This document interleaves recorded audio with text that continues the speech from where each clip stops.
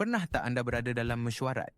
Semua orang teruja dengan satu idea baru yang hebat.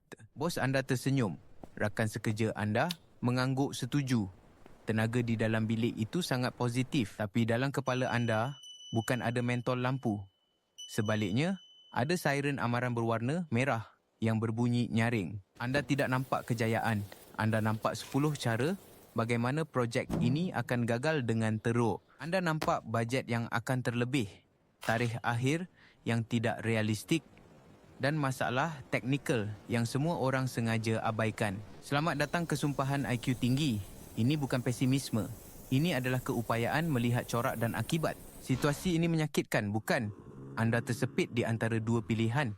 Bersuara dan dianggap sebagai perosak parti atau diam dan saksikan kereta api ini tergelincir dari landasan sama seperti yang anda jangkakan. Anda dituduh terlalu banyak berfikir.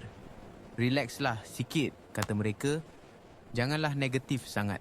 Tetapi bagi anda, ia bukan negatif. Ia adalah realisme. Anda hanya menyambungkan titik-titik yang orang lain tidak nampak. Jadi, kenapa ini berlaku? Mari kita bedah otaknya. Pertama, pemikiran sistem. Systems thinking. Kebanyakan orang melihat bahagian-bahagian individu. Mereka berkata, mari kita tambah ciri baru ini.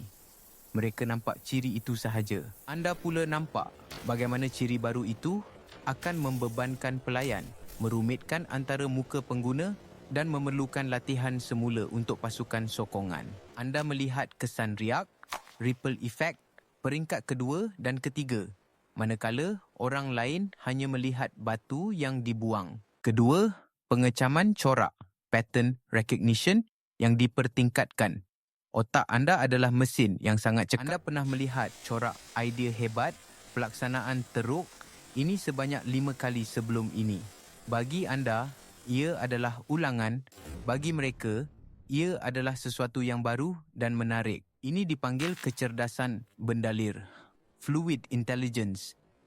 Keupayaan untuk menyelesaikan masalah baru tanpa bergantung pada pengetahuan sedia ada. Anda membuat kesimpulan dengan pantas. Ketiga, bias kognitif orang lain. Anda bukan sahaja berlawan dengan idea, anda berlawan dengan kelemahan dalam pemikiran manusia. Bias optimisme. Kali ini pasti berbeza. Kita akan berjaya. Mereka fokus pada hasil terbaik tanpa mempedulikan kemungkinan yang realistik. Bias pengesahan. Mereka secara aktif mencari maklumat yang menyokong idea mereka dan menolak apa-apa yang bercanggah dengannya, termasuk amaran logik anda. Kesan Dunning-Kruger.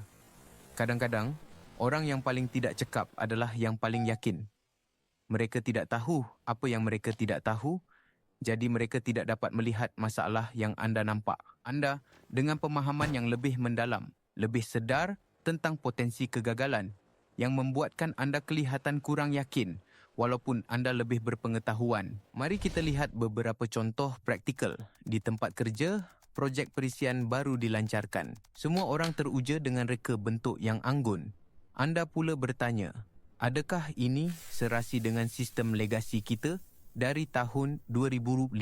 Bilik itu senyap. Anda baru sahaja mengingatkan semua orang tentang raksasa di dalam almari yang semua orang cuba lupakan. Atau dalam perhubungan, kawan anda memperkenalkan pasangan barunya yang menawan. Semua orang berkata, dia sempurna. Anda pula perasan bagaimana pasangan itu secara halus merendahkan kawan anda di khalayak ramai atau mengelak soalan tentang masa lalunya. Anda melihat corak manipulasi. Orang lain hanya melihat persona. Sekali lagi, anda menjadi perosak parti jika anda menyuarakannya.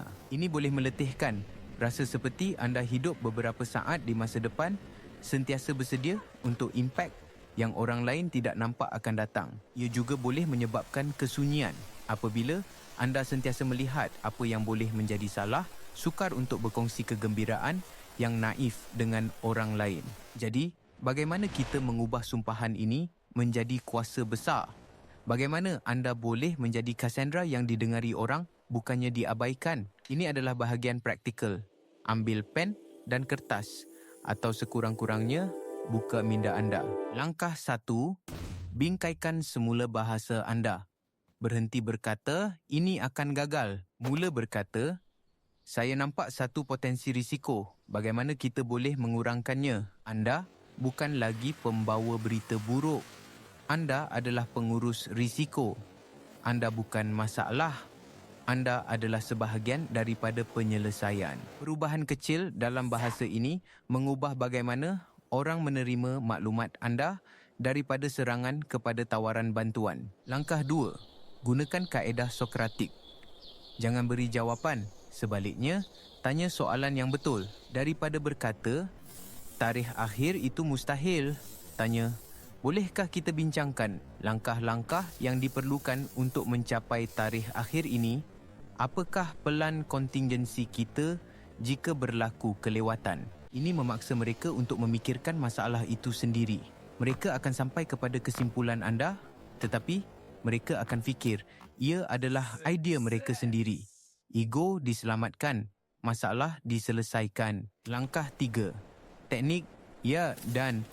Ini adalah teknik dari teater improvisasi. Jangan sekali-kali mulakan dengan tidak atau tetapi. Ia serta-merta mewujudkan penentangan. Mulakan dengan mengesahkan idea mereka. Ya, saya suka tenaga di sebalik idea ini dan saya fikir kita boleh menjadikannya lebih kukuh jika kita turut mempertimbangkan. Ia bersifat kolaboratif, bukan konfrontasi. Anda sedang membina, bukan meruntuhkan. Langkah 4, pilih pertarungan anda.